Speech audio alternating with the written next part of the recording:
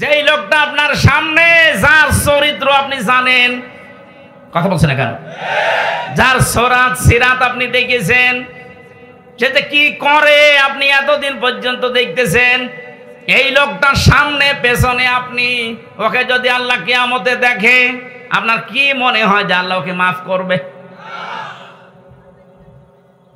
ওর সরাত সিরাত দেখে তো আল্লাহর রাগ হয়ে যাবে। ওর রাতের চরিত্র একরকম, দিনেরটা আর একরকম। আপনি নিজে এখন বলছেন ঠিক আমাকে মাফ করবে না, তাহলে আসেন কেন? কথা বলেন না কেন? এই মুহূর্তে সিদ্ধান্ত পাল্টান।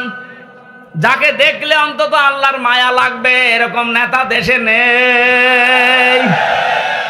আমার নিজের দেখা, আমি নিজে জেলখানার ভেতরে দেখেছি। তার সুরত সিরাত, তার আমল, তার তাওয়াক্কুল, আল্লাহর প্রতি ভরসা, ইখলাস। আমার মনে হয় আল্লাহর নবী মুহাম্মদুর রাসূলুল্লাহ সাল্লাল্লাহু আলাইহি সাল্লাম দুনিয়ায় যা যা বলেছেন করেছেন, তার একেবারে পা থেকে মাথা পর্যন্ত সব দেখা যাচ্ছে। যাকে দেখলে আল্লাহর কথা মনে হয়, আল্লাহর জিকির স্মরণ হয়। আর আমি এমন নেতার আদর্শ মানি যার ভেতরে নবীর কোন সুন্নত নেই, আদর্শ নেই, ও দেখলেই মনে হয় টাটকা একটা শয়তান। খালি ওই 72 রাকাত নামাজই চা পড়ে, তাছাড়া আর কিছু নেই। তাহলে এমন মানুষকে আপনি নেতা মানবেন যাকে আল্লাহ কিয়ামতের দিন দেখলে অন্তত আল্লাহ পাক রাগ করবেন না। তাকে দেখে যদি আল্লাহর মন ভরে যায়, না ঠিক আছে, পেছনে যেটা আছে ওইটাও এরকমই হবে। আর যদি সামনে দেখে নমো, দরবেশ পর্যন্ত নমো হয়ে গেছে, ওরে যদি আল্লাহ দেখে, যেহেতু পুলিশ পর্যন্ত ওরে চিনতে পারে নাই, বিডিআর গার্ড যারা, আমার মনে হয় ফেরেশতারাও চিনতে পারবে না। বাংলাদেশের ঐতিহ্যবাহী জেলা নারায়ণগঞ্জ বন্দর থানার অন্তর্গত মদনগঞ্জ যুব সমাজ ওয়াজ কমিটির উদ্যোগে 29তম বাৎসরিক মহাবিশ্বের মহাবিস্ময়, আমাদের মালিক, আমাদের মনিব, মহান রব্বুল ইজ্জাত ওয়াল জালালের মুখের পবিত্র বাণী কোরআনে কারীম। মাহফিলের সম্মানিত সভাপতি জনাব আহমেদুল হোসাইন দামাত বারকাতুহুমুল আলিয়া, প্রধান অতিথি প্রতিষ্ঠাতা আল জয়নাল প্লাজা নারায়ণগঞ্জ, আমার আরাফাতের ভাই আলহাজ মোহাম্মদ জয়নাল আবেদিন, সম্মানিত উদ্বোধক আলহাজ ফয়সাল মোহাম্মদ সাগর, সাবেক কাউন্সিলর 19 নম্বর ওয়ার্ড নারায়ণগঞ্জ সিটি কর্পোরেশন।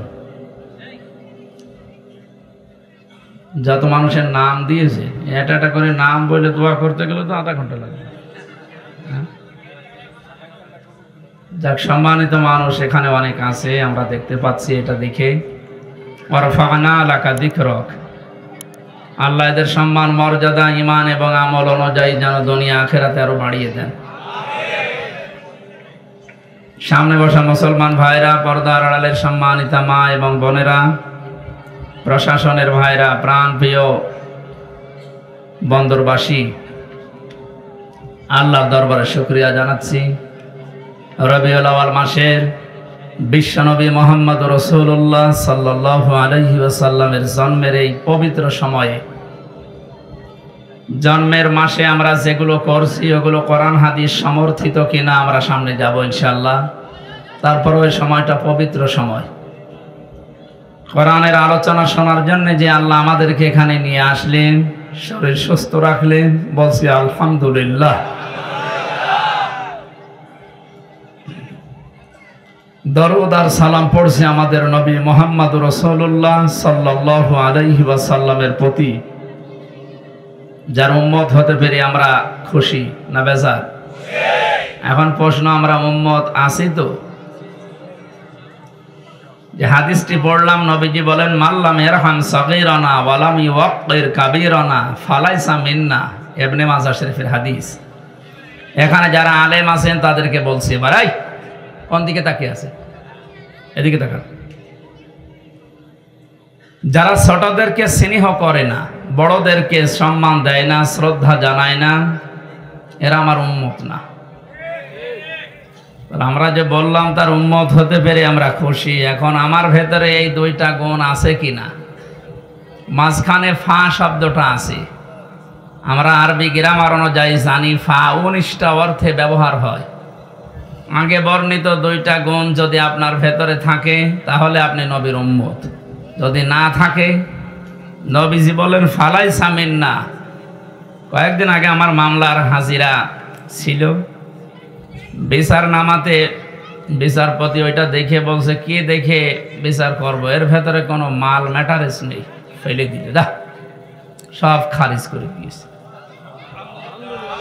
আলহামদুলিল্লাহ সুবহানাল্লাহ বলার জন্য না, এই যে দেখার পরে দেখছে কিছু নেই, যেভাবে ছুঁড়ে ফেলে দিল যে আমি কি দেখে বিচার করব। এই যে ছুঁড়ে ফেলে দিল, এর আরবিতে ফা ব্যবহার করা।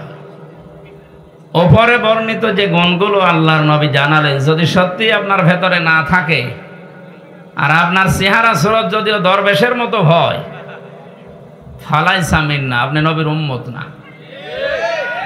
এবার আসেন তো এই হাদিসটা বাস্তবে দেখি আমাদের ভেতরে আছে কিনা। মাল্লাম ইয়ারহাম সগীরানা, যারা ছোটদেরকে স্নেহ করে না। ছোট কারা? বয়সে যারা ছোট নাকি? না, শুধু এরা না, আপনি যেখানে আছেন ওই জায়গার নিচে যারা আছে প্রত্যেকে আপনার কাছে ছোট। আপনি যে চেয়ারে আছেন, আপনার নিচে যত চেয়ার আছে সবাই আপনার কাছে ছোট। কথা বুঝতেছেন? সুতরাং ছোটদেরকে স্নেহ করা লাগবে। আলামি ওয়াক্কির কাবীরানা, যারা বড়দেরকে শ্রদ্ধা জানায় না, সম্মান দেয় না। বড় কারা? যারা বয়সে বড় নাকি? না না, বয়সে বড় ছাড়া আবু জাহেল তো আমার বয়সে বড়। বড় কারা এ কথা বলবে কোরআন শরীফ। কে বলবে বলেন তো? আল্লাহ রাব্বুল আলামিন বলেন, ইন্না আকরামাকুম ইনদাল্লাহি আতকাকুম ইন্নাল্লাহা আলিমুন খাবীর। সূরা হুজুরাতের ভেতরে আছে 13 নম্বর আয়াতের শেষের দিকে, অবশ্যই আমি আল্লাহর কাছে সব চাইতে সম্মানিত, সব চাইতে বড়, যার ভেতরে আল্লাহর ভয় বেশি। এখন আল্লাহকে বেশি ভয় করে কারা?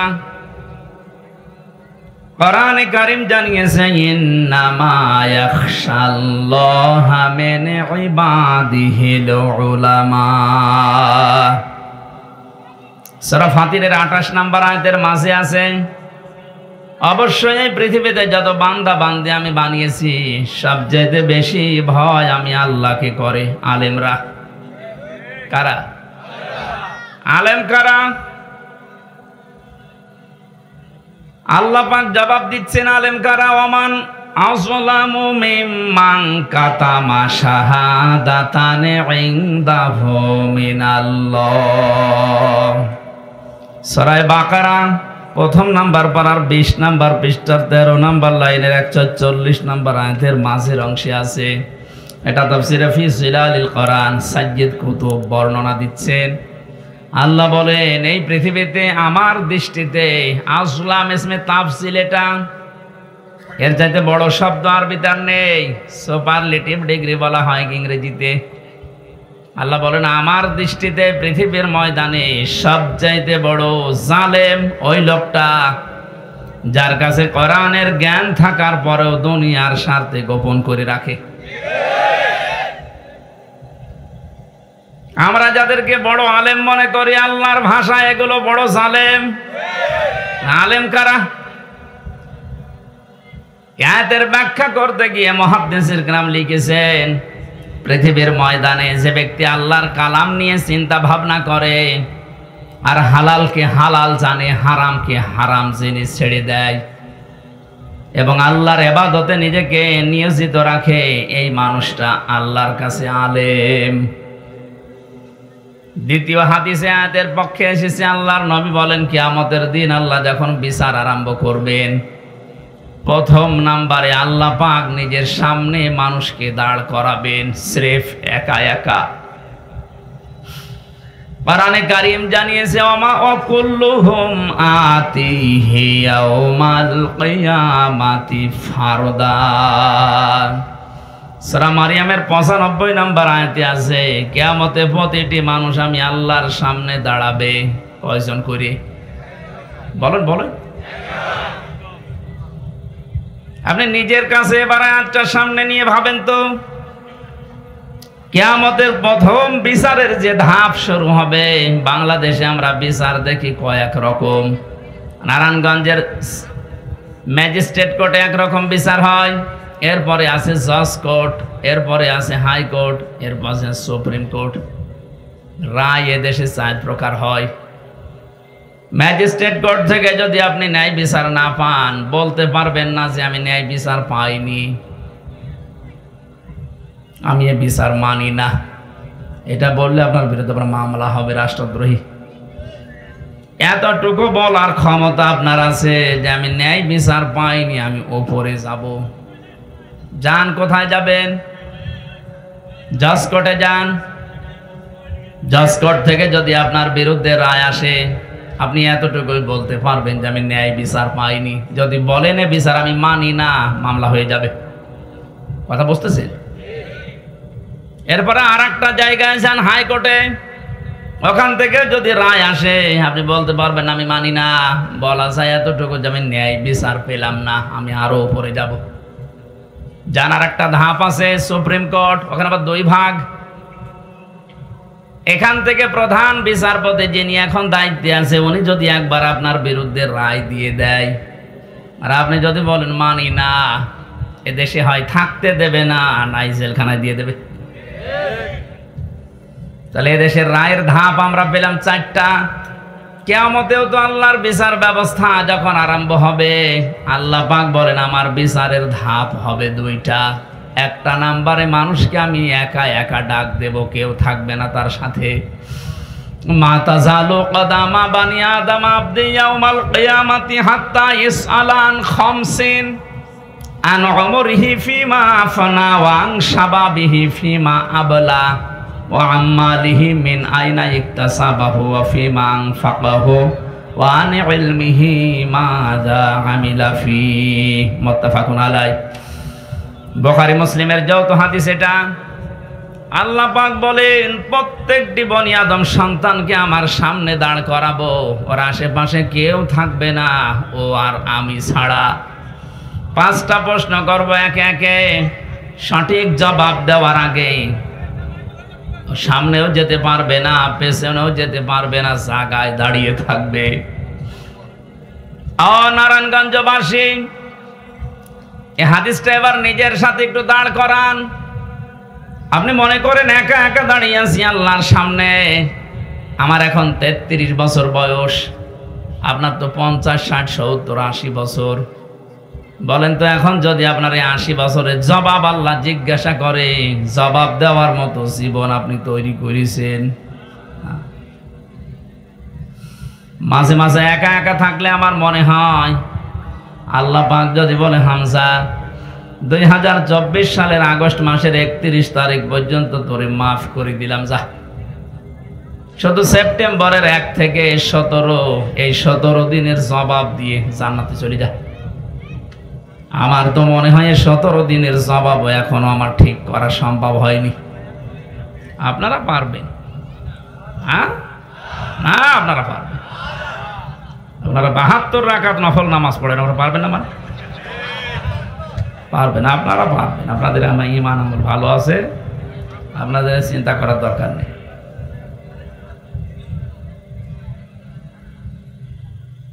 নারায়ণগঞ্জবাসী, আমি আমার ঈমান থেকে কথা বলছি। আমি যেটা বাস্তবে দেখতে পাচ্ছি, কোরআনের চোখ লাগিয়ে এইটা জানাচ্ছি। কাবা শরীফ তাওয়াফ করার সময় দেখছিলাম 6ষ্ঠ চক্করে মানুষেরা এই একটা দোয়া আল্লাহকে শোনাচ্ছে। হাজরে আসওয়াদ থেকে এই রুকনে ইয়ামিনী এই জায়গাটা পার হওয়ার সময় দোয়াটা মানুষ পড়ে, আল্লাহুম্মা ইন্না আলাইয়া হুকুকান ফীমা বাইনি ওয়া বাইনিকা। ও আমার মালিক, আমি তোমার গোলাম, তোমার ঘর সামনে নিয়ে আমি ঘুরছিলাম, তাওয়াফ করছিলাম, প্রদক্ষিণ করছিলাম। একটা কথা কিন্তু আমি জানিয়েছি যে আমি তোমার মালিক, গোলাম তুমি আমার মালিক। এই দুইজনের ভেতর অনেক দিনা পাওনা আছে। আমি গোলাম হিসাবে যা যা তোমার কাছে পাবো সব তুমি দিয়ে দিয়েছো। তুমি নেই থেকে আমাকে হামজা বানিয়েছো। কোন নাম পরিচয় আমার দুনিয়ায় ছিল না। হাল আতা আলাল ইনসানি হিনুম মিনাদ দাহরি লাম ইয়াকুন শাইআম মাযকুরা। কোন নাম পরিচয় আমাকে উল্লেখ করার মতো কিছু ছিল না দুনিয়ায়। সেখান থেকে তুমি আজ আমাকে হামজা বানিয়েছো। আমার কিছু ছিল না, সব আমার আজকে আছে। যা পাওয়ার আমি বান্দা হিসাবে, গোলাম হিসাবে সবই তো পেলাম। কিন্তু তুমি আমার মালিক, তুমি তো কিছু দাবি করো আমার কাছে। আমি দাবি অনুযায়ী তোমাকে কিছুই দিতে পারিনি। তবে একটা সম্পদ আমার কাছে আছে, সে সম্পদের নাম তুমি আমাকে মাফ করে দাও।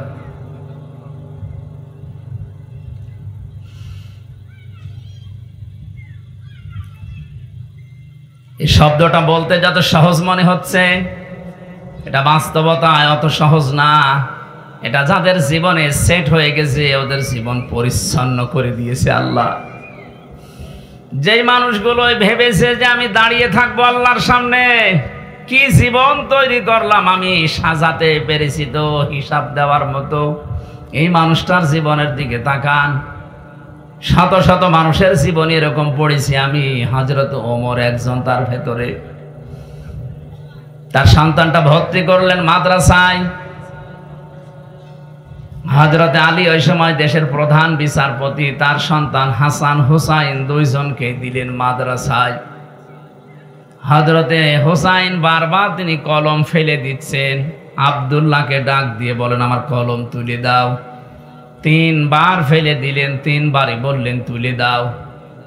তার রাগ হয়ে গেছে। ডাক দিয়ে বলছে হোসাইন কলম ফেলো নিচে, আমারে তুলতে বলো। আমি কি চাকর? আমি কি তোমার খাদেম নাকি? হযরত হোসাইন রাগ করে বললেন তুমি তো শুধু খাদেম না, খাদেমের বাচ্চা খাদেম। সেই সময় তিনি প্রেসিডেন্টের ছেলে। এক দৌড়ে বাড়িতে এসে বলে আব্বা আমি আর পড়বো না মাদ্রাসায়। কি হয়েছে? হোসাইন আমাকে মানুষের সামনে গালি দিয়েছে, তোমারেও দিয়েছে। বিচার যদি না করো মাদ্রাসায় পড়া আমার বাদ। ঠিক আছে, জমার দিন বিচার হবে হাজারো মানুষের সামনে। খুতবা দিচ্ছিলেন তিনি, হঠাৎ আলোচনা বন্ধ করে দিলেন। ডাক দিয়ে বললেন হোসাইন আসো? হ্যাঁ, এদিকে আস। তুমি আমার এই ছেলেকে মানুষের সামনে খাদেমের বাচ্চা খাদেম বলে গালি দিয়েছে। হ্যাঁ দিয়েছি। কেন দিলে? ইমাম হোসাইন ডাক দিয়ে বলে খলিফা বুকে হাত দিয়ে বলেন তো আপনি কি আমার নানার খাদেম ছিলেন না?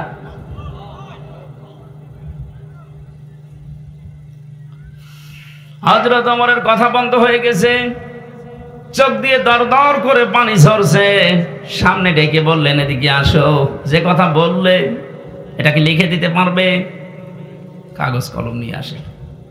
খেজুরের পাতা নিয়ে এসেছে, উনি লিখে দিলেন এ ওমর আমার নানার খাদেম ছিল, আমি দেখেছি। ইতি হোসাইন ইবনে আলী। সই করে দিলাম, যা। কাগজটা হাতে নিয়ে জমা খেলেন। ডাক দিয়ে বলেন নবীর সাহাবীরা বিচার হয়ে গেছে, আর কিছু লাগবে না। ছোট মানুষ তো হোসাইন বোঝে না, আব্দুল্লাহ বোঝে না। বলে বাবা বিচার তো শুরুই করলে না, হয়ে গেল কি করে? হযরত ওমর বলে সন্তান যে বিচার করেছি দুনিয়া না আখিরাতেও কাজে লাগবে। আমি যখন মারা যাব এই কাগজটা আমার কাফনের ভেতরে দিয়ে দিও। ময়দানে মাহশরে যখন আল্লাহ পাক তার বিচারের প্রথম স্টেপে আমাকে ডাকবে, জীবনের কিছুই যদি আল্লাহর ভালো না লাগে, এই কাগজটা তুলে দেখাবো মাবুদ আমার জীবনের কোনো কিছু যদি তোমার কাছে কবুল না হয়, পছন্দ না হয়, এই কাগজটার দিকে একটু তাকাও। তোমার নবীর নাতি লিখে দিয়েছে আমি নবীর খাদেম ছিলাম। এই ওসিলাই হলেও তুমি আজকে আমারে মাফ করে দাও। হিসাবে শব্দটা শুনতে যত ছোট মনে হচ্ছে, বিশাল ব্যাপার এটা। মানুষের ভেতরে যতদিন পর্যন্ত 100% এটার বিশ্বাস জন্মাবে না, ওর জীবন ততদিন পরিচ্ছন্ন হওয়া সম্ভব না।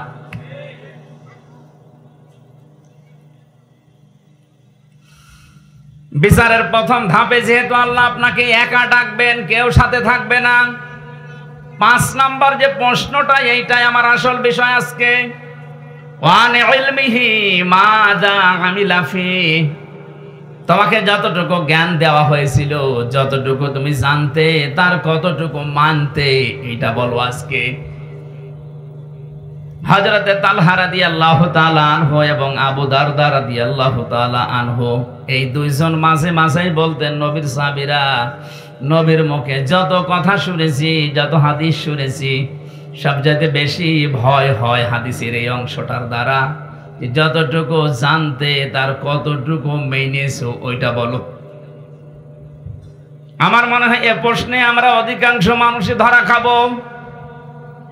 কথা বলে না কেন? যা জানতে, তার কতটুকু মানতে, এটা বলো, তারপরে সামনে যাও। এখানে জ্ঞান অনুযায়ী যারা আমল করে, এরা আল্লাহর ভাষায় আলেম। জ্ঞান অনুযায়ী যার আমল নেই, আল্লাহর ভাষায় জালেম। তাহলে বড় কারা? আমি বোঝাতে চেয়েছিলাম, আল্লাহর ভয় যাদের ভেতরে আছে, এরা আল্লাহর কাছে বড়। আল্লাহকে বেশি ভয় করে আলেমরা। আলেম ওই লোকটা যে তার জ্ঞান অনুযায়ী কাজ করে। পৃথিবীতে জ্ঞান অনুযায়ী কাজ করেছে সবচাইতে বেশি নবীরা। কথা বলেছেন এখন? নবীদের উপরে, জ্ঞানের উপরে কাজ করা মানুষ দুনিয়ায় আছে। আপনি তাকান তো তাদের দিকে। কোরআনে কারীম জানিয়েছে, ইয়া হাসরাতান আলাল ইবাদ মা ইয়াতিহিম মির রাসূলিন ইল্লা কানু বিহি ইস্তাহজিউন। সূরা ইয়াসিনের 30 নম্বর আয়াতে আছে, আল্লাহ পাক বলেন, আমার বান্দা বান্দীদের জন্য আমার আফসোস, আক্ষেপ, যে এমন কোন নবী রাসূল পাঠালাম না যার সাথে সমসাময়িক মানুষেরা ঠাট্টা করে নাই, বিদ্রোহ করে নাই, মারধর করে নাই। নবীদের চরিত্র খারাপ ছিল, এই জন্য মারতো, দেশ থেকে তাড়িয়ে দিত। বলেন, যত নবী আমি পড়েছি জীবনী, প্রতিটি নবীর তাকান তাদের দিকে, অধিকাংশ নবীর নাম পর্যন্ত উম্মতরা পাল্টিয়ে দিয়েছে। হযরতে ইব্রাহিম নবীর নাম ওই জামানায় তার উম্মতেরা পাল্টিয়ে আব্রাহাম লাগিয়ে দিয়েছে। হযরতে মুসা আলাইহিস সালামের নাম খ্রিস্টানরা পাল্টিয়ে, ইহুদিরা পাল্টিয়ে দিয়েছে জোসেফ। আমি যতগুলো ইহুদি রাষ্ট্রে গেছি, ইহুদিদের সাথে আমি যতটুকু মিশেছি, ওরা মুসা নবীকে বলতে জোসেফ, এইটা বোঝে। খ্রিস্টানদের সাথে যত মিশেছি, ওরা হযরত ঈসা আলাইহিস সালামের নাম পাল্টিয়ে দিয়েছে যিশু। মুসলিম বিজ্ঞানী ছিল আল-কামি, তার নাম পরিবর্তন হয়ে গেছে আল-কেমিস্ট্রি। বিখ্যাত সাহাবী ছিল বিশ্বনবীর হযরতে জাবের, তার নামও পাল্টিয়ে দিয়েছে আল-জাবরা। আজ বিশ্বের দিকে তাকান, এই দেশে যারা আলেমদের নাম পরিবর্তন করার হিড়িক তৈরি করেছিল, এই মেনন, ইনো, আল্লামা আহমেদ শফি, এত বড় আলেমের নামও পাল্টিয়ে দিয়েছে তেতুল হুজুর। বিশ্বনন্দিত মুফাসসিরের নাম পাল্টিয়ে দিয়েছে দেল্লু শিকদার। এখনো পর্যন্ত তার ইতিহাস আছে, আপনি তাকান, তার সার্টিফিকেটে লেখা দেলাওয়ার হোসাইন সাইদি। দেল্লু শিকদার আর দেলাওয়ার হোসাইন জীবনও এক না। আব্দুল কাদের মোল্লার নাম দিয়েছে কসাই কাদের। আমি কয়েকদিন আগে গিয়েছিলাম ফরিদপুরের সদরপুরে। এ মহান ব্যক্তির কবর জিয়ারত করে ওনার গ্রামের যত মানুষ, যে মানুষের কান্নাকাটি দেখেছি, সবাই বলছে কসাই কাদের আর আব্দুল কাদের মোল্লা এক না। আমার নামও পাল্টিয়ে দিয়েছে, আমার নাম দিয়েছে পিসকে হুজুর। আমি কি পিসকে?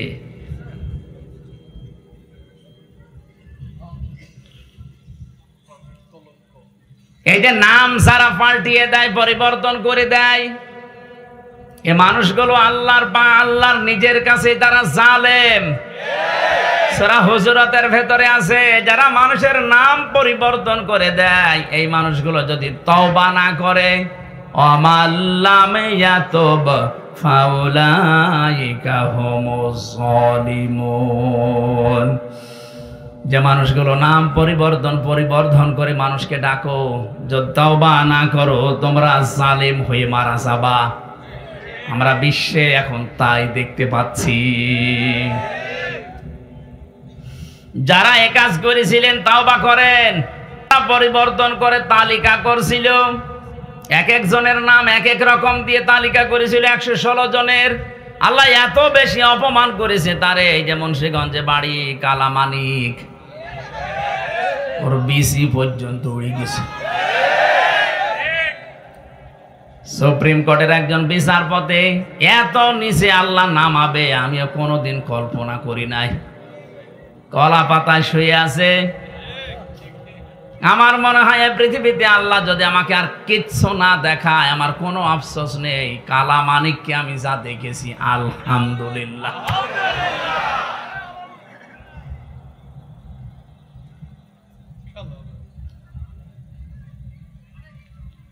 এবার আসেন তো যে কথা বলতে চাচ্ছিলাম, তাহলে আল্লাহর কাছে বড় যেহেতু আলেমরা, এদের সম্মান, মর্যাদা, ইজ্জত, শ্রদ্ধা এটা দেওয়া লাগবে, নয়তো আপনি নবীর উম্মত হতে পারবেন না।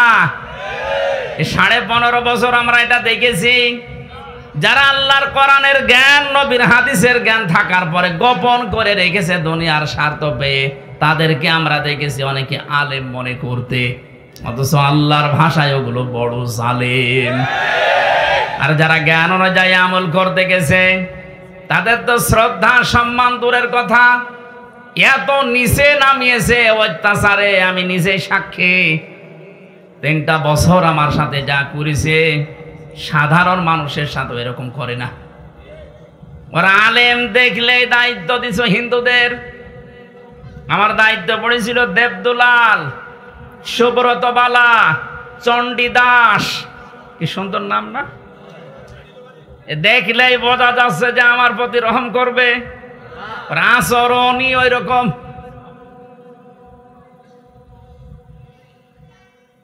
কেন একজন মুসলমান যদি দিত অন্তত কিছু না কিছু হলেও তার ভেতরে যেহেতু আল্লাহ একজন আছে বিশ্বাস ছিল, সে আলেম দেখলে মনে করতো না, আর যাই করি অন্তত এর সাথে খারাপ কিছু করলে আল্লাহ আমারে ছাড়বে না। এমন মানুষকে দিয়েছে তো আল্লাহ পরকাল জানে না, আলেমোসা জালেমতা। মাটির নিচে নিয়ে আমার 11 ঘন্টা টাঙিয়ে রেখেছিল। তা ভালোভাবে যদি টাঙাইতো, চোখ কালো কাপড় দিয়ে বেঁধে নিয়েছে, পায়ে ডান্ডা বেড়ি লাগিয়েছে, হাত পেছনে বেঁধে দিয়েছে, মাথায় দড়ি দিয়ে। নামাজ কিসের, কখন আজান হয়, কখন কি হয় কিচ্ছু জানি না। 4 ওয়াক্ত নামাজ আমি আন্দাজেই পড়েছি, ইশারায়। আলেমদের সম্মান করা, শ্রদ্ধা করার দরকার ছিল আপনার। আর আপনি দাবি করেন আমি নবীর উম্মত, বেহেশতে আমার অধিকার আছে। অধিকার আপনার আছে, জাহান্নামে আছে। কারণ আপনি নবীর উম্মতই হতে পারেননি এখনো। কি নবীর উম্মত হওয়ার জন্য যে 2টা গুণ বললাম, এই 2টা গুণ মানুষের আছে, অধিকাংশ মানুষের নেই। আল্লাহ তুমি আমাদেরকে এই 2টি গুণ অর্জন করার তৌফিক দাও, বলে না আমি আর নিচে নামলাম না। কথার অর্থ বুঝতেছেন? এটা রবিউল আউয়াল মাস, বিশ্ব নবীকে নিয়ে যা আরম্ভ হয়েছে আমাদের বাংলাদেশ, ভারত আর পাকিস্তানে, এটা বেশি অতিরঞ্জিত হয়ে যাচ্ছে। কেউ বাড়াবাড়ি করতে করতে এত উপরে তুলছে, আর কেউ ছাড়াছাড়ি করতে করতে একেবারেই ছেড়ে দিচ্ছে না। আমাদের মধ্যম পন্থা জাতি বানিয়েছেন আল্লাহ। ওয়াকাযালিকা জাআলনাকুম উম্মাতাও ওয়াসাতান, তোমাদেরকে আমি মধ্যম পন্থা জাতি বানিয়েছি। বাড়াবাড়ি করা যাবে না কোনো বিষয়ে, ছাড়াছাড়ি করে একেবারে ছেড়ে দেওয়া যাবে না, মাঝামাঝি থাকতে হবে। আজ ঈদে মিলাদুন নবী পালন করার জন্য রাষ্ট্রীয়ভাবে ছুটি দেওয়া হয়, অনুষ্ঠানের জন্য তাকিদ দেওয়া হয়। নবীর জন্মদিন পালন করার জন্য বিশ্ব নবী তাকিদ দিয়েছেন, কোন জায়গায় আপনি দেখাতে পারবেন? নবীজি কোরআন দিয়ে রাষ্ট্র চালাতে হবে এ বিষয়ে তাকিদ পেয়েছেন। আল্লাহ পাক বলেন ইন্নাল্লাযী ফারাদা আলাইকাল কুরআনা লারাদ্দুকা ইলা মাআদ। সূরা কসসের 85 নম্বর আয়াত প্রথম অংশে আছে, অবশ্যই আমি আল্লাহ কোরআনের আইন মানা ফরজ করে দিয়েছি। কি করে দিয়েছি? ফারদাদ, ফারজুন শব্দটা আছে। অবশ্যই কোরআনের আইন মানা ফরজ। অথচ ৯৬% মুসলমান আমরা এই দেশে বাস করি। ৫৩ বছর হয়ে গেল দেশটা স্বাধীন হয়েছে, কোরআনের একটা আইনও এ দেশে রাষ্ট্রীয়ভাবে কায়েম নেই। আপনি কি জবাব দেবেন? শুধুমাত্র নবীর মিলাদ, মিলাদ মানে জন্ম, মিলাদ মানে তার জন্মদিন নিয়ে আনন্দ করে জিলাপি আর খেজুরি খেয়ে মহব্বত দেখাচ্ছেন। অথচ বিশ্ব নবীর ইন্তেকালের ৬০০ বছর পরে এটা মানুষ আবিষ্কার করেছে। আর আমরা জানি যেটা ইসলামে নেই, কেউ যদি নতুন করে ওটা তৈরি করে আবিষ্কার করে ইসলাম বলে চালিয়ে দেয়, ওটার নাম বেদাত। আর বেদাত যারা করে ওরা গোমরাহ, আর গোমরাহ যারা ওরা জাহান্নামী। আমি আপনাকে নবীর মিলাদ, জন্ম নিয়ে আলোচনা করতে নিষেধ করছি না, যেহেতু মহামানব তিনি, মহান নেতা আমাদের, আপনি করেন। কিন্তু শুধু মিলাদ, জন্ম নিয়ে আলোচনা করে আনন্দ পেয়ে যদি শেষ করে দেন, তার জীবনের আসল উদ্দেশ্য যেটা সিরাত, ৪০ থেকে ৬৩, এই ২৩ বছর কথা বলছেন এখন। আপনি ১ থেকে ৪০ বছর পর্যন্ত যদি মোহাম্মদ ইবনে আব্দুল্লাহকে না মানেন, আপনি জাহান্নামে যাবেন, এমন কথা কোরআন হাদিসে নেই। কিন্তু ৪০ থেকে ৬৩ এই সময়টা যদি এই ২৩ বছরের ১ সেকেন্ড আপনি বাদ দেন, আপনি জাহান্নামী। আমি তো এটা বানালাম নাকি? কোরআনে কারিমের দিকে তাকান, লাকাদ কানা লাকুম ফি রাসূলিল্লাহি উসওয়াতুন হাসানা ইলা আখিরি আয়াত। সূরা আহজাবের ২১ নম্বর আয়াতের প্রথম অংশে আছে, অবশ্যই তোমাদের জন্য মহত্তম আদর্শ আমি আল্লাহ লুকিয়ে রেখেছি রাসূলুল্লাহর জীবনে। কার জীবন? ও নারায়ণগঞ্জবাসী, ভালো করে জবাব দেবেন। সারা আরব জাহানে ১ থেকে ৪০ বছর পর্যন্ত মোহাম্মদ রাসূলুল্লাহ কেউ বলেছে? বলেন বলেন, কি বলতো? মোহাম্মদ ইবনে আব্দুল্লাহ এই নামে ডাকতো তাকে। যদিও তিনি জন্মে পৃথিবী তৈরি হওয়ার আগে আল্লাহ তাকে নবী বানিয়েছে, কিন্তু ঘোষণা দেয়নি, ঘোষণা হয়েছে ৪০ বছর বয়সে। তাহলে এখানে বোঝার বিষয়ে ১ থেকে ৪০ বছরে পুরা আরব জাহানে ওনাকে ডাকতো আব্দুল মোহাম্মদ ইবনে আব্দুল্লাহ, আব্দুল্লাহর ছেলে মোহাম্মদ, বা আস-সাদিক, আল আমিন। আমার এ পর্যন্ত ঠিক আছে তো?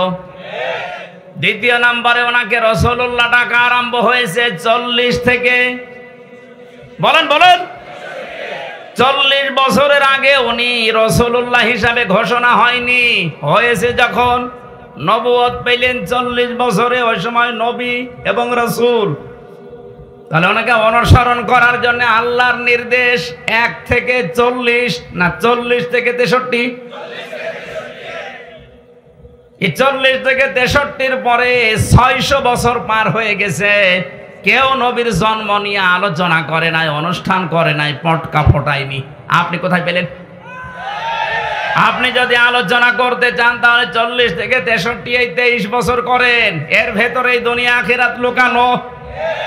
মানুষের এমন কোন দিক বিভাগ নেই যা এই ২৩ বছরের ভেতরে আপনি পাবেন না। সব আল্লাহ পাকের ভেতরে লুকিয়ে রেখেছেন। জোরে বলেন সুবহানাল্লাহ।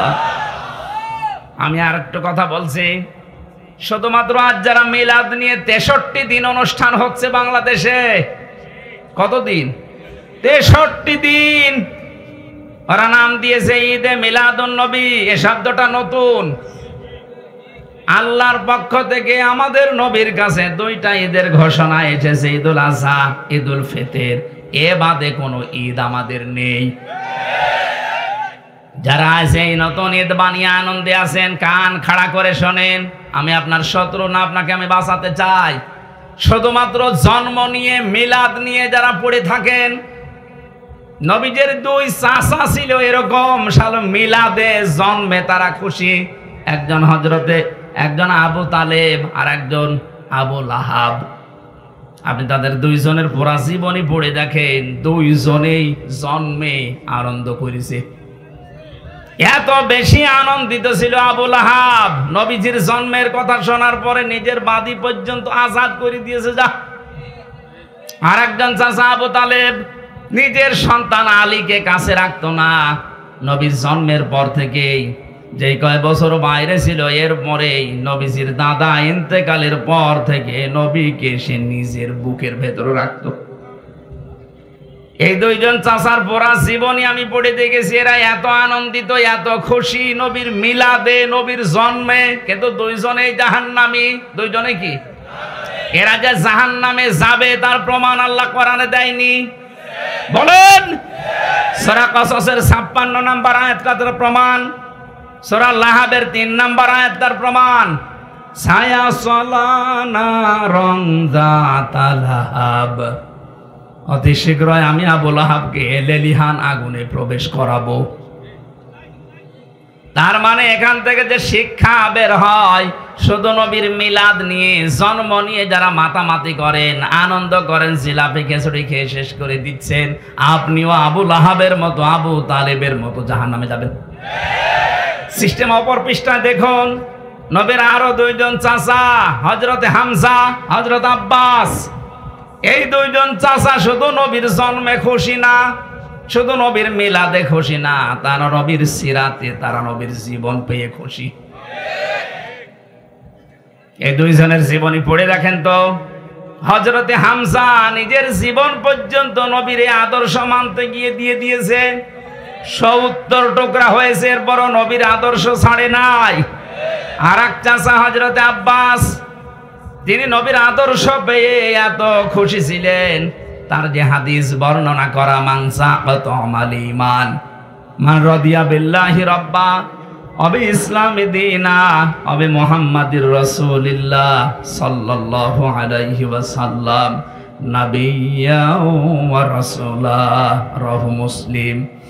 হযরতে আব্বাস বলেন, কেউ যদি দুনিয়া ঈমানের স্বাদ পেতে চান, তাহলে আল্লাহকে রব পেয়ে খুশি থাকেন, ইসলামকে জীবন ব্যবস্থা পেয়ে খুশি থাকেন, আর মুহাম্মদুর রাসূলুল্লাহকে নবী এবং রাসূল হিসাবে পেয়ে খুশি থাকেন। তিনি যদি খুশি না থাকতেন এ কথা তিনি বলতেন? বলেন বলেন। তিনি কি বললেন শেষে? নাবিয়্যা ওয়া রাসূলা। যারা মুহাম্মদকে নবী এবং রাসূল পেয়ে খুশি, তাহলে উনি নবী এবং রাসূল হয়েছিলেন কত বছর বয়সে? আরো জোরে। 40 থেকে 63 আপনাকে মানা লাগবে। সেই নবীর জীবনে আমি 31টা পাঠ পেয়েছি, পুরা জীবনটা পড়ে আমি 31টা পাঠে ভাগ করেছি। একটা ভাগ আজকে আপনাদের সামনে রবিউল আউয়াল মাসে, যেহেতু কালকে 12 তারিখ ছিল, আজকে 13 তারিখ, গুরুত্বপূর্ণ এই সময়ে তার সিরাত থেকে, তার আদর্শ থেকে কি নেওয়া দরকার আমাদের, 31টা পাঠের মাত্র একটা পাঠ নিয়ে আজকে আলোচনা করব। আমার আজকের আলোচনার বিষয় হচ্ছে নবীর আচরণ। কি বললাম? বলেন বলেন। অনেকে মনে করে এটা দুনিয়ার বিষয়, আচরণ, ব্যবহার, আচার আচার না, এটা আখিরাতের সাথে সম্পৃক্ত। বিশ্বনবী বলেন, মানুষকে সবচাইতে বেশি জান্নাতে নিয়ে যাবে মানুষের আচরণ আর আল্লাহর ভয়।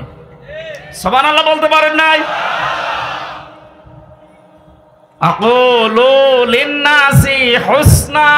মানুষের সাথে যদি কেউ আচরণ করতে গিয়ে, ব্যবহার দেখাতে গিয়ে হাসি মুখে কথা বলে, তাও সাদকা দেওয়ার সওয়াব হয়। 31টা পাঠ ভাগে ভাগে যদি কথা বলতে হয়, পুরা কোরআন, আল্লাহর নবীর চরিত্র, আমরা একটা পাঠ বেছে নিলাম, আচরণটা দেখি। আল্লাহ পাক কি আচরণ তাকে দিয়েছিলেন? কোরআনে কারীম জানাচ্ছে, ওয়া ইন্নাকা লাআলা খুলুকিন আযীম। হে নবী, আপনি মহান চরিত্রের উপরে প্রতিষ্ঠিত। এখানে যারা আলেম আছে তাদেরকে বলছে, এই যে আযীম, এই শব্দ আল্লাহ কোন নবীর নামের সাথে দেননি। আল্লাহ পাক নবীদেরকে বিভিন্ন সময় তার নিজের নামটা দিয়েছিলেন, গুণবাচক নাম, যেমন হালিম। আল্লাহ ইসমাইল নবীকে হালিম বলে ডাক দিয়েছিলেন। হালিম মানে চাচা হালিম, কি হালিম মানে সহনশীল, ধৈর্যশীল। হযরত ইসমাইলের আর এক ভাই ছিল ইসহাক, তাকে আল্লাহ ডাক দিয়েছিলেন ফাবাশশারনাহু বিগুলামিন আলীম। আমার জ্ঞানী বান্দা এটা, একজনকে হালিম একজনকে আলিম, কিন্তু বিশ্ব নবীকে দিয়েছে আসিম। এত বড় মহান চরিত্র আপনাকে আমি দিয়েছি, কিয়ামত পর্যন্ত মানুষ শুধু অনুসরণ করে যাবে, কোল কিনারা পাবে না। সেখান থেকে সূরা আলে ইমরানের 159 নম্বর আয়াতটা পড়েছি। বিশ্বনবীর আচরণ, তার ব্যবহার কেমন ছিল, তার জীবনের প্রতিটি পদে পদে আমাদের জীবনকেও আমরা মিলাতে চাই। কথা বলেন ঠিক কিনা?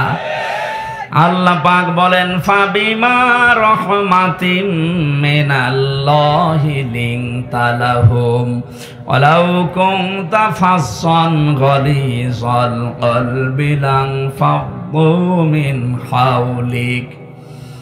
আল্লাহর যত রহমত, এই পৃথিবীতে যত রহমত আল্লাহ দিয়েছেন, তার ভেতরে অন্যতম দয়া রহমত আপনার প্রতি এই যে আপনি মানুষের সাথে কমল আচরণ করেন, নরম আচরণ করেন।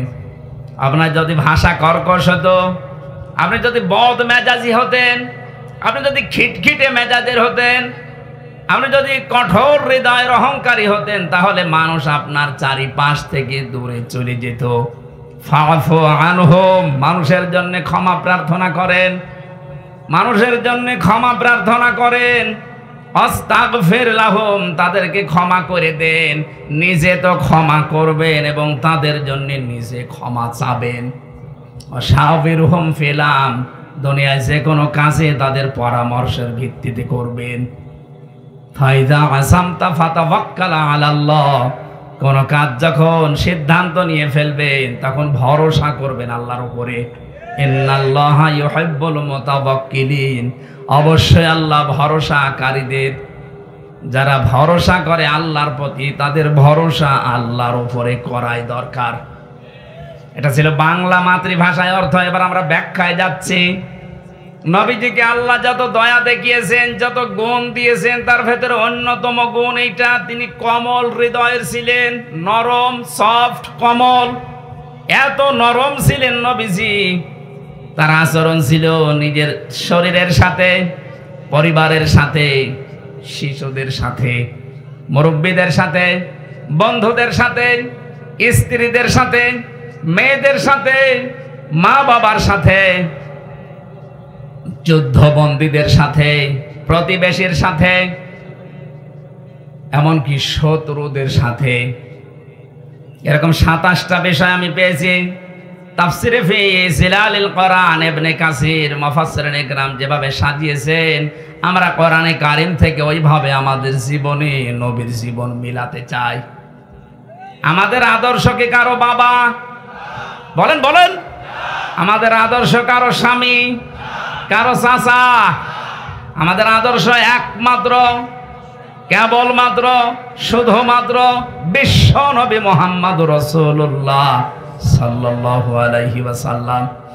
কালকে ধর্ম উপদেষ্টা ঘোষণা দিয়েছে, এদেশ থেকে যদি টাকা পাচার বন্ধ করতে চান, এদেশ থেকে যদি চাঁদাবাজি বন্ধ করতে চান, কিয়ামতের আগে বন্ধ করতে পারবেন না, যতদিন পর্যন্ত বিশ্ব নবীর আদর্শ কায়েম না হবে। টাকা পাচার বন্ধ হয় না, চাঁদাবাজি যে বন্ধ হয় না, এটা 5 তারিখের পর থেকে আমরা অনেকে দেখেছি। কথা বলেন না কেন? এর আগে ছিল যেভাবে প্রকাশ্যে, হয়তো 5 তারিখের পরে অনেকে গোপনে আরম্ভ করেছিল। প্রকাশ্যে গোপনে কোন চাঁদা এদেশে হবে না যদি নবীর আদর্শ এদেশে কায়েম করা যায়। আর এটা কায়েম করবে ফেরেশতারা।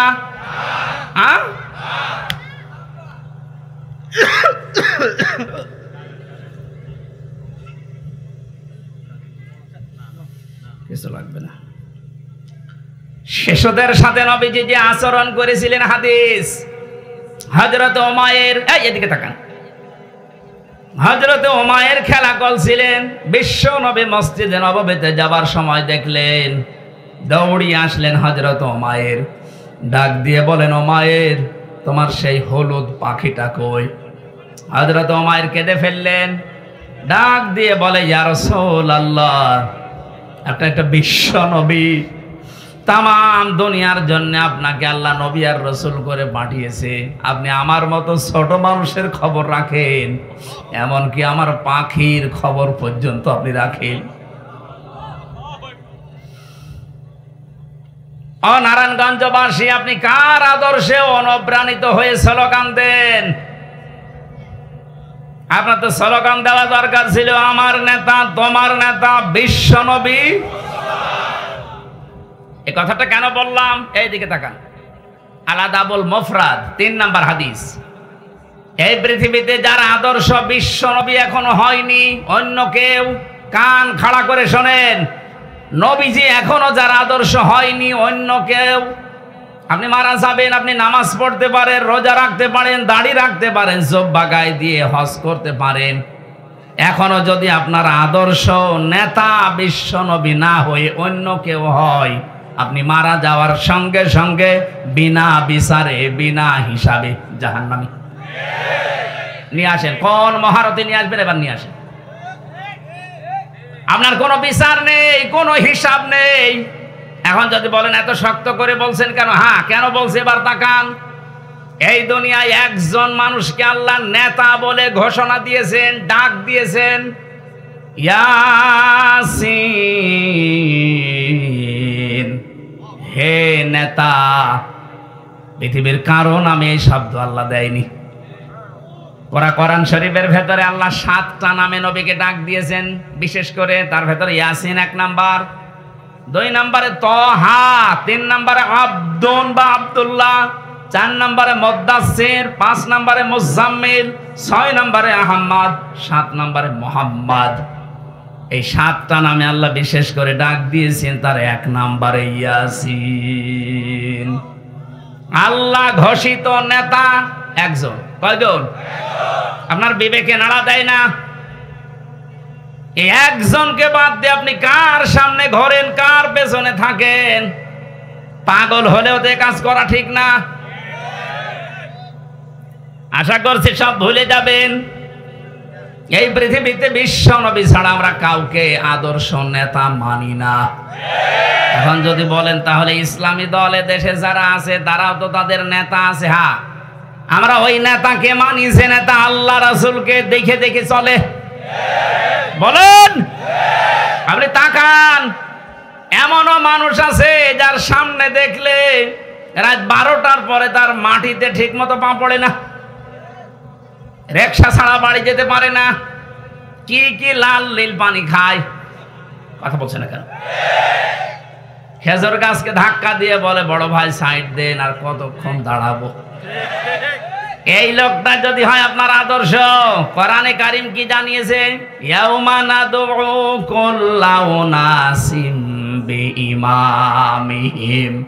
সূরা বানী ইসরাঈলের 72 নম্বর আয়াতের প্রথম অংশে আছে, আল্লাহ বলেন কিয়ামতে প্রতিটি মানুষকে বিচারের দ্বিতীয় ধাপে, ওই যে ম্যাজিস্ট্রেট কোর্টস, জজ কোর্ট বলছিলাম না, আমার আল্লাহ বলেন প্রথমে তো তোরে একা ডাকবো, দ্বিতীয় সিস্টেমে এবার তোরে একা না, তোর ইমামের সাথে, তোর নেতার সাথে ডাক দেব।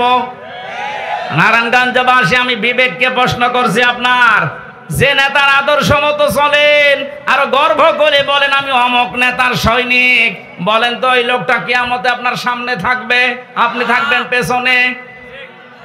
যেই লোকটা আপনার সামনে, যার চরিত্র আপনি জানেন, কথা বলছেন না কেন? যার সরাত সিরাত আপনি দেখেছেন, সে যে কি করে আপনি এতদিন পর্যন্ত দেখতেছেন, এই লোকটার সামনে পেছনে আপনি, ওকে যদি আল্লাহ কিয়ামতে দেখে, আপনার কি মনে হয় যে আল্লাহ ওকে মাফ করবে? ওর সরাত সিরাত দেখে তো আল্লাহর রাগ হয়ে যাবে। ওর রাতের চরিত্র একরকম, দিনেরটা আর একরকম। আপনি নিজেই এখন বলছেন ঠিক আমাকে মাফ করবে না, তাহলে আসেন কেন? কথা বলেন না কেন? এই মুহূর্তে সিদ্ধান্ত পাল্টান। যাকে দেখলে অন্তত আল্লাহর মায়া লাগবে এরকম নেতা দেশে নেই। আমার নিজের দেখা, আমি নিজে জেলখানার ভেতরে দেখেছি তার সুরত সিরাত, তার আমল, তার তাওয়াক্কুল, আল্লাহর প্রতি ভরসা, ইখলাস। আমার মনে হয় আল্লাহর নবী মুহাম্মদুর রাসূলুল্লাহ সাল্লাল্লাহু আলাইহি সাল্লাম দুনিয়ায় যা যা বলেছেন করেছেন তার একেবারে পা থেকে মাথা পর্যন্ত সব দেখা যাচ্ছে। যাকে দেখলে আল্লাহর কথা মনে হয়, আল্লাহর জিকির স্মরণ হয়। আর আমি এমন নেতার আদর্শ মানি যার ভেতরে নবীর কোন সুন্নত নেই, আদর্শ নেই, ও দেখলেই মনে হয় টাটকা একটা শয়তান। খালি ওই 72 রাকাত নামাজ হিসাব পড়ে, তাছাড়া কিছু নেই। তাহলে এমন মানুষকে আপনি নেতা মানবেন যাকে আল্লাহ কিয়ামতের দিন দেখলে অন্তত আল্লাহ পাক রাগ করবেন না। তাকে দেখে যদি আল্লাহর মন ভরে যায়, না ঠিক আছে পেছনে যেটা আছে ওইটাও এরকমই হবে। আর যদি সামনে দেখে নমো, দরবেশ পর্যন্ত নমো হয়ে গেছে, ওরে যদি আল্লাহ দেখে, যেহেতু পুলিশ পর্যন্ত ওরে চিনতে পারে নাই, বিডিআর গার্ড যারা, আমার মনে হয় ফেরেশতারাও চিনতে পারবে না।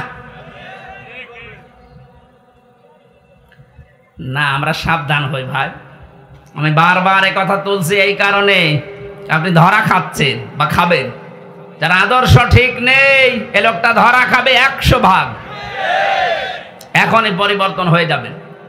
দুনিয়া একদিকে হয়ে গেলেও আমি আল্লাহ রাসূলকে যে মানে না, ওকে আমি মানি না, ওকে আমি সমর্থন জানাবো, রায় দেব, সুপারিশ করব, এটা কল্পনা করা যায়?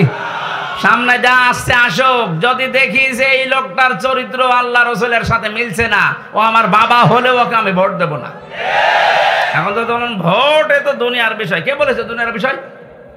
ভয়কার ভোট মানে এটা রায়, সুপারিশ করা, এটা আমানত। তাফসিরে মারিফুল কোরআনে আমানাত এ শব্দের ব্যাখ্যায় বাংলায় লেখা আছে ভয়কার ভোট। এটা হয় রায় দেওয়া, সমর্থন জানানো, সুপারিশ করা, এগিয়ে দেওয়া। এই অর্থগুলো এখানে লেখা আছে কোরআনে কারিমের সূরা নিসা 5 নম্বর পারার 10 নম্বর পৃষ্ঠা 12 নম্বর লাইনের 85 নম্বর আয়াত। আমি লম্বা করে দলিলগুলো বলতে পারছি না, বাড়ি যেয়ে মিলিয়ে নেবেন। আপনার একটা রায়ের কারণে যদি এদেশে আবার চাঁদাবাজি শুরু হয়, আবার স্বৈরতন্ত্র চালু হয়, আপনার একটা রায়ের কারণে কিয়ামত পর্যন্ত আপনি পস্তাবেন।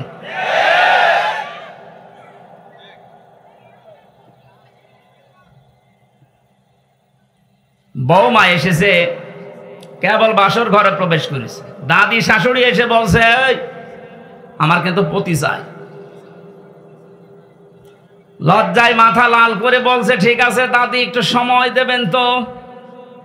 কিছুক্ষণ পরে শাশুড়ি এসে বলছে বৌমা আমার কিন্তু নাতি চাই। ঠিক আছে সময় তো দেবেন। কিছুক্ষণ পরে ননদ এসে বলছে আমার কিন্তু ভাতিজা চাই। ঠিক আছে। দেবর এসে বলছে ভাবি আমার কিন্তু ভাতিজি চাই। ঠিক আছে। স্বামী এসে বলছে কই আমার বেবি চাই। বৌমা কিছু করে বলে কি তোমাদের বংশ কি পাগলের বংশ? আমি আসতে পারলাম না। আর কেউ নাতি চাই, কেউ পতি চাই, কেউ ভাগ্নে চাই, কেউ ভাতিজা চাই, কেউ বেবি চাই। আমার সময় দেবেন না 10 মাস 10 দিন? কথা বলেন না কেন? আমার এতে একটু সময় দেন, আমি একটু গুছিয়ে নেই। তারপরে আপনার বেবি লাগবে আমি দেব, নাতি লাগবে আমি দেব, ভাতিজা লাগবে সব দেব। কিন্তু সময় দিচ্ছেন না। আমি ওগুলো ডাউনলোড করে নিয়ে আসবো। দায়িত্ব যাদেরকে দেশের লোক ছাত্র জনতা মিলে দিল, আরে ভাই তাকে তো একটু বুঝ করে নিতে দেন। যেখানে যেখানে ক্যান্সার আছে ক্যান্সার গুলো কেটে বাদ দিতে দেন। নাই তো এই অবস্থায় যদি দেন নির্বাচন দিয়ে দিলাম কি হবে? ওদিনের ভোট রাতে হয়ে যাবে আবার। এই জন্য ছাত্র জনতা এদেশে যে 9 দফা দিয়ে আমাদেরকে স্বাধীনতার স্বাদ এখন দেখিয়েছে, আমরা ওই 9 দফার বাস্তবায়ন চাই। তাদের প্রথম দফা হচ্ছে বৈষম্য থাকবে না। আমার মামলা যেহেতু খারিজ হয়ে গেছে, আমি মনে করলাম আদালতকে জিজ্ঞাসা করি। আজকে যেমন আপনি বললেন এর কোনো মাল নেই, কি দেখে বিচার করব? 3 বছর তো আপনার কাছে আমার মামলা ছিল, তখন তো কিছু বলেননি। এই কথাই আমার বলতো যে হুজুর আমার হাত বাঁধা ছিল। কি ছিল? আমরা চাই এদেশে কারো হাত এভাবে যেন বাঁধা না থাকে। 1628টা চেয়ার এই দেশে। কত? তাই বলে এই চেয়ার না, এই চেয়ারের তো কোনো দাম নেই। 1628টা চেয়ার এই দেশে, খালি একটা চেয়ার খোলা ছিল আর 1627টা চেয়ার বাঁধা ছিল। এই জন্য এত দুর্নীতি। 1628টা চেয়ারই যদি খোলা থাকতো একটা চেয়ারের মতো, এই দেশে কেউ দুর্নীতি করে ছাড় পেত না। একটা দেশ কতটা রসাতলে গেলে কেন্দ্রীয় মসজিদের ইমাম পর্যন্ত পালিয়ে যায়। বাইতুল মুকাররমের ইমামও পালিয়ে গেছে। আর কোথায়, আর কে পালাবে না বলেন? বাকিগুলোর তো ভয় একটু আছে, ওই ইমামই যদি পালিয়ে যায় মুসল্লি তো আগে পালাবে। এই জন্য আমরা যেহেতু প্রথম দফায় দিয়েছি যে বৈষম্য থাকবে না, কারো হাত বাঁধা থাকবে না, সব হাত খোলা থাকবে। 2 নম্বরে সংস্কার যখন আরম্ভ হয়েছে, রাষ্ট্র সংস্কার, এদেশে এখন 1628টা চেয়ারে যারা আছে জালেমদের দোসর হিসাবে যারা ছিল, একটাকেও এই চেয়ারে আমরা দেখতে চাই না। এই চেয়ার থেকে সবগুলো অপসারণ করে বৈষম্যের শিকার যারা যারা ওএসডি হয়েছিল তাদেরকে ওই চেয়ারে বসা।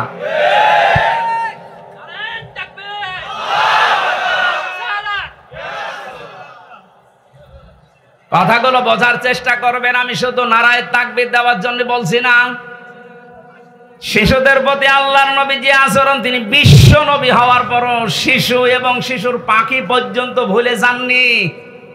নবী যে আচরণ করেছিলেন তাকান। আল্লাহর নবীর আচরণ ছিল বড়দের সাথে। বিশ্ব নবী মুহাম্মদুর রাসূলুল্লাহ তো এই হাদিসটা এই জন্যই বলেছিলেন, যারা বড়দেরকে শ্রদ্ধা করো না, সম্মান দাও না, আমি নবী বলছি তারা আমার উম্মতের দলভুক্ত হতে পারো না। বলেন নাউজুবিল্লাহ। তার আচরণ ছিল যুদ্ধবন্দীদের সাথে, যুদ্ধবন্দীদের সাথে তার যে আচরণ, আমরা আজকে কারাবন্দীদের সাথেও সে আচরণ করতে পারছি না। কারাবন্দীদের সাথে আচরণ 3 রকম হয়।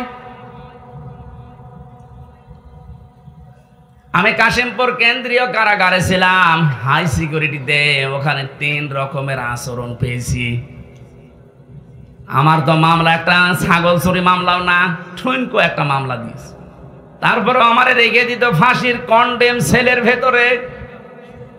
বিশ্বনবী আচরণ করেছিলেন তাকান, যুদ্ধবন্দী যারা তাদেরকে তো মেরে ফেলার কথা, অথচ হযরতে একজনের জীবনী পড়লাম আজকে, সামামা ইবনে ওয়াইল রাদিয়াল্লাহু তাআলা আনহু। তাকে তিনি মসজিদে নববীর ভেতরে বেঁধে রেখেছে সাহাবীরা। নবীজি গভীর রজনীতে গিয়ে বললেন, কেমন আছো, কি আচরণ আশা করো তুমি আমার কাছে? লোকটা কেঁদে ফেলেছে, ডাক দিয়ে বলে, মুহাম্মদ যে অবস্থায় আছি তুমি আমারে বাঁচাতেও পারো, মারতেও পারো। নবীদের নাম ধরে বললেন, দেখো এই জামানায় শেষ জামানা না, এরপরে আরেকটা জগৎ আমাদের সামনে আসতেছে। ইসলামের যে সৌন্দর্যগুলো তার সামনে তুলে ধরলেন, একটা একটা করে চলে গেলেন কিছু না বলে। বাড়িতে যে নিজেদের লোক দিয়ে রান্না করলেন উঠের গোশত আর বকরি, এগুলো পাঠিয়ে বললেন ওকে নিজে খাওয়াও। সাহাবীরা নিজে খাওয়িয়েছে। দ্বিতীয় দিন নবীজি নিজে উঠের দুধ দহন করে গরম অবস্থায় তার কাছে পাঠালেন। মানুষ জামাইদেরকে এত আদর করে না। কথা বলে না কেন? কি করেছিলেন? যুদ্ধবন্দীদের সাথে এই আচরণ, আর আমরা কারাবন্দীদের সাথে কি আচরণ করলেন আপনি জবাব দেবেন কি? আবার উপর থেকে নির্দেশ দিত সিসি ক্যামেরা দিয়ে 24 ঘন্টা ফাঁসির কন্ডেম সেলের ভেতরে তালাবদ্ধ করে, খাবার যেন আমাদের কাছে ভালোটা না যায় ওইটা উপর থেকে বসে বসে দেখত। অথচ এখন যারা রিমান্ডে আছে, এই দরবেশ, এই আনিসুল, এমেনন, ইনু, এদেরকে নাকি বাড়ির খাবার খাওয়ানো হচ্ছে, এসি ঘরে থাকতে দিয়েছে। কারা দায়িত্বে আছেন আমি জানি না, প্রকাশ হয়ে যাচ্ছে। কিন্তু বাংলার ছাত্র জনতা যদি একবার আবার রুখে দাঁড়ায়, চেয়ারে কিন্তু আর থাকতে পারবেন না। জালেমরা যা করেছিল কোরআন যেহেতু জানিয়েছে ওয়াইনা আকাবতুম ফাআকিবু বিমিসলি মা উকিবতুম বি, যতটুকু তোমার সাথে করেছে অতটুকু করো। অন্তত আমরা অতটুকু চাচ্ছি, বেশি করার দরকার নেই। 11 ঘন্টা টাঙিয়ে রাখেন শয়তানদের। ব্যারিস্টার আরমানের মতো 8 বছর মাটির নিচে আয়না ঘরে একটু আটকিয়ে রাখেন, ঠেলা বুঝবে যে কারে কয় দুনিয়া। আবার স্ট্যাটাস দেয় কি করেছি, আমার কুকুরের মতো দাঁড়িয়ে দিল। কি করেছেন টের পাচ্ছেন না? এদিকে আসেন, চট করে ঢুকে পড়বো। আসেন, চট করে ঢুকে পড়াচ্ছে। সারা বাংলাদেশের 18 কোটি মানুষ যদি আপনাকে মাফ করে দেয়, ব্যারিস্টার আরমানের বউ আপনাকে মাফ করবে না। আয়না ঘরের সাথে যারা জড়িত একটারও কোনো ক্ষমা নেই, কারণ এগুলো মানুষ না, এগুলো কুলাঙ্গার আর জানোয়ার। আমারে মাটির নিচে নিয়েছে আচরণ করতো, আমার মাঝে মাঝে আমার তো কষ্ট হইতো, মাঝে মাঝে মনে হয়তো আল্লাহ ও যা করে গেল, ও বাড়ি যে ওর বোর কাছে থাকে কি করে, ওর তো ঘুম আসার কথা না। আমার সাথে মুফতি ফখরুল ইসলাম ছিল, ওরে নিয়ে মাটির নিচে এই আয়না ঘরে এই পার ভেতরে হাত দিয়েছে, এখানে হাত দিয়ে সামনে রড, এই রডের সাথে ধরে হাতে তালা লাগিয়ে দিয়েছে। তাহলে 1-2 ঘন্টা 5 ঘন্টা 24 ঘন্টা তালা লাগানো, মাত্র 1.5 মিনিট সময় দিত টয়লেট করার। আর খাবার যা দিত, মাখানো খাবার, মনে হচ্ছে যে 4-5 জন মাখিয়ে এক জায়গায় রেখে দিয়েছে, পেল বাঁধলে খা না পালে না খা। আপনি নবীর মিলাদ পড়তে পাগল হয়ে আছেন। নবীর এটা সিরাত না, নবীর আদর্শ না এটা। তিনি যুদ্ধবন্দির সাথে কি করলেন, আর আপনি কারাবন্দির সাথে, তাও তো অন্যায় ভাবে। ব্যারিস্টার আরমানকে, আমান আজমিকে, আমির হামজাকে, মামুনুল হককে যে মামলা দিয়েছেন, একটা মামলাও টিকছে। আজ তো আমি বেকসুর খালাস পেয়ে গেছি, তাহলে আমি এই দেশে আদালত কর্তৃক প্রমাণিত যে আমার কোনো দোষ নেই। সুতরাং বিনা দোষে 3টা বছর যা করেছেন, আমিও চাই মামলার আয়ু থেকে শুরু করে ওই যে হাত খোলা ছিল এটা পর্যন্ত যারা এর সাথে জড়িত প্রত্যেককে আমি চাই 3 বছর করে আমার মতো জেল দেওয়া হোক। শুধু আমি না, 1,10,000 মানুষ এখন সারা বাংলাদেশে জেল খাটতেছে, বিশেষ করে বিডিআররা বেকার আটকে রেখেছে। যারা এই সমস্ত মিথ্যা মামলার সাথে জড়িত, মামলার আয়ু থেকে শুরু করে একেবারে উপর পর্যন্ত যারা নির্দেশ দিয়েছে, একটাকেও যেন ছাড়া না হয়, কারণ এদের ছাড় নেই। বলে মাফ করে দিলাম, কিসের মাফ? জালেমদেরকে যদি কেউ মাফ করে দেয়, সে যেন মজলুমের উপরে অবিচার করে। আপনি তো টের পাচ্ছেন না যে স্বামী ছাড়া থাকা কি কষ্ট? ব্যারিস্টার আরমানের বউটের পিস। আপনি তো জানেন না সন্তান ছাড়া থাকা কি কষ্ট। আমি টের পিস। আমার ছোট মেয়েটা এখনো আমার চেনে না, ওর আমি 1 বছর রেখে এসেছিলাম, বের হয়ে যেয়ে দেখো 4 বছর বয়স, ও আমার চেনে না। আমি যেদিন জেল থেকে বাড়ি গেছি, বলছে হুজুর আমাদের বাড়ি চলেন। তার মানে ওর মনে হচ্ছে যে এরকম হুজুর বহু আসে, এও আর একটা হুজুর।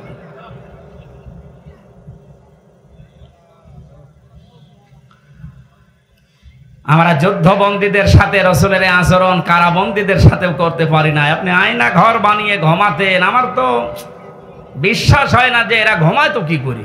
মনে হয় হয় লাল পানি খেত, নাই ঘুমের বড়ি খেত। দ্বিতীয় দিন নবীজি এসে ডাক দিয়ে বললেন, সাহাবীরা সামামাকে ছেড়ে দাও। সাহাবীরা বলো হুজুর ছেড়ে যাবো মানে? হ্যাঁ ছেড়ে দাও, আমি যেটা জানি তোমরা জানো না। ছেড়ে দেওয়া হলো। উনি চলে গেলেন তার গোত্র ইয়ামামার কাছে। সেই গোত্রে তিনি এক গোত্র খেজুর বাগানের পাশে এক কুয়াতে গোসল করলেন। ছুটে আসলেন আবার মদিনায়। বিশ্ব নবীকে বলে, হে রাসূল, আমি চিন্তা ভাবনা করতে করতে গিয়েছিলাম, আপনার ওই আচরণ আমার মনে পড়ছিল 3 দিনের, আমি আর নিজেকে কন্ট্রোল করতে পারি না, আপনি আমারে কালেমা পড়িয়ে দেন। তিনি ওখান থেকে চলে গেলেন। ইয়ামেন থেকে গম আসতো মক্কায়, ওই গম নিয়ে মক্কার মানুষেরা ব্যবসা করে খেত। উনি বললেন ওখানে যেহেতু বহু অমুসলিম আছে, ইসলামকে তারা বিশ্বাস করে না, আল্লাহর বিরুদ্ধে তারা দাঁড়িয়েছে, শিরিক করে, আমি তাদের জন্য এই গম আসা বন্ধ করে দিলাম। কারণ তিনি ধনী মানুষের সন্তান ছিলেন, তিনি লিডার ছিলেন একজন। শেষ পর্যন্ত মক্কার মানুষের খাবার দাবারই বন্ধ হয়ে গেল। এই যে মানুষের খাবার আটকে দিয়ে স্যাংশন দেয়, আমেরিকা যেটা একটা দিচ্ছে না, বিশ্বনবীর হস্তক্ষেপে শেষ পর্যন্ত এটা আবার চালু হয়। নবীজি যুদ্ধবন্দীদের সাথে যে আচরণ দেখিয়েছিলেন, আমরা আজ যদি বাংলাদেশে যারা বিরোধী দলে আছে এই মানুষগুলোর সাথে ওই আচরণ করতে পারতাম, প্রত্যেকে আপনার দলের লোক হয়ে যেত। আমরা পারি নাই। পশু পাখির সাথে নবীজি যে আচরণ করেছিলেন, একটা পশু এসে কাঁদছিল নবীর কাছে, নবীজি ভাষা বুঝতেন, সাহাবীকে ডাক দিয়ে বললেন, তোমার এই পশুটা আমার কাছে নালিশ দিয়েছি তোমার বিরুদ্ধে, কি আচরণ করেছো তার সাথে? তুমি নাকি আজকে সারাদিন তাকে খাবার দাওনি, অথচ খাবারের পরিবর্তে খালি কাজ করিয়েছো। যদি এর সাথে আচরণ করে থাকো, কিয়ামতের দিন তুমিও আল্লাহর দরবারে মামলার আসামি হবে।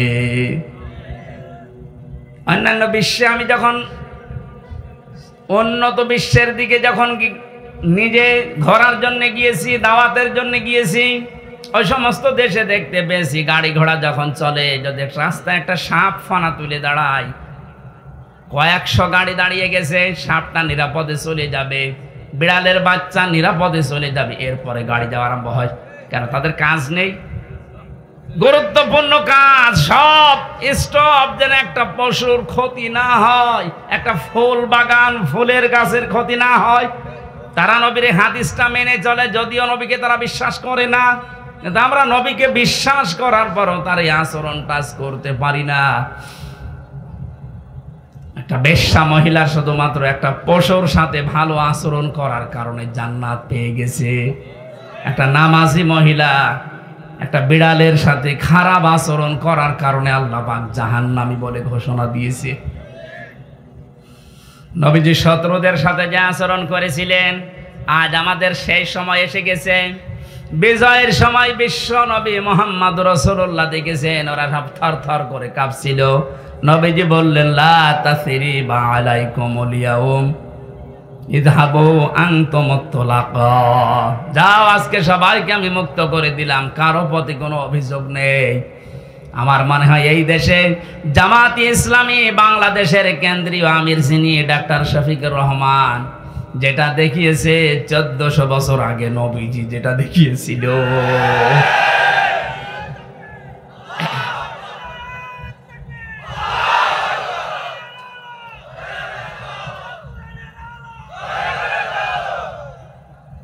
প্রত্যেক জায়গায় নবীজির এই কমলতা আমরা পেয়েছি। আল্লাহ পাক বলেন, নবী আপনার আচরণ যদি কর্কশ হতো, আপনার চরিত্র যদি শক্ত কথা যদি আপনি বলতেন, তাহলে আপনার আশপাশে আপনি মানুষকে ঘেঁষতে দেখতেন না, সব পালিয়ে যেত। সুতরাং আপনি কয়েকটা জিনিস অবলম্বন করেন। আপনার যখন হৃদয় আমি কমল করে দিয়েছি, আপনি ক্ষমা করে দেন তাদেরকে, ক্ষমা চান আপনি তাদের জন্য আল্লাহর কাছে, এবং নিজেও ক্ষমা করে দেন। আজ যারা দায়িত্বে আছে আহ্বান জানাবো আয়াত দিয়ে, যারাই ভুল করেছে, যা ভেবাই করেছে, আজ আমরা এই আয়াত অনুযায়ী রবিউল আউয়াল মাসে তাদেরকে ক্ষমা করে দিলাম এবং তাদের জন্য ক্ষমা চাচ্ছি আল্লাহর কাছে। আর এর বাস্তব প্রমাণ দেখিয়েছেন ডাক্তার শফিকুর রহমান।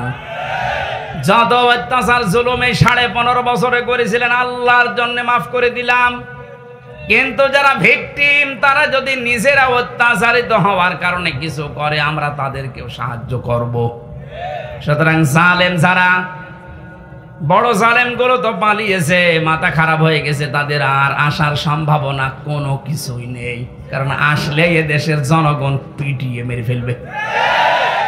ছোটখাটো জালেম যারা আছেন, তারা এখনো যেহেতু তাওবার দরজা বন্ধ হয়ে যায়নি, ফিরে আসেন। আমার বংশেরও বহু ছোটখাটো মাঝারি জালেমেরা তাওবা করে অলরেডি পরিবর্তন হয়ে গেছে।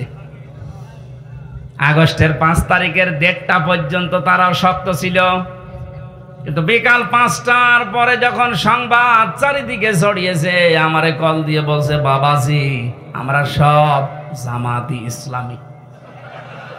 জামাত ইসলামী মানে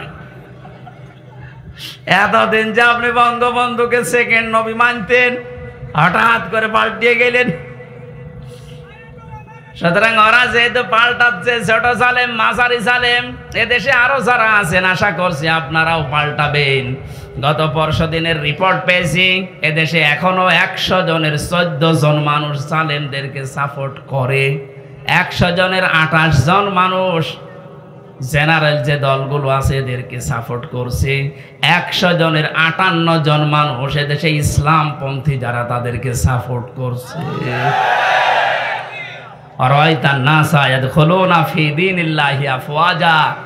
হে নবী, আপনি দলে দলে পালে পালে মানুষ ইসলামে আসতে দেখবেন, সেই দৃশ্য এখন আরম্ভ হয়ে গেছে। গত 3 দিন আগে দিনাজপুরে 10 জন এক মঞ্চে এসে মুসলমান হয়ে গেল আমার কাছে। এর আগে 2 জন চুয়াডাঙ্গাতে, এর আগে 1 জন গাইবান্ধাতে। মানুষ যেভাবে দলে দলে আসতেছে, 58 থাকবে না ইনশাল্লাহ, 100 জনের 100 ভাগই এই দেশে ইসলাম কায়েম হোক, এটা চাইবে। সেই দৃশ্যের আশায় আছি। আল্লাহ আমাদেরকে যেন নবীর আদর্শ সব জায়গায় মানার তৌফিক দেন। আল্লাহুম্মা আমিন।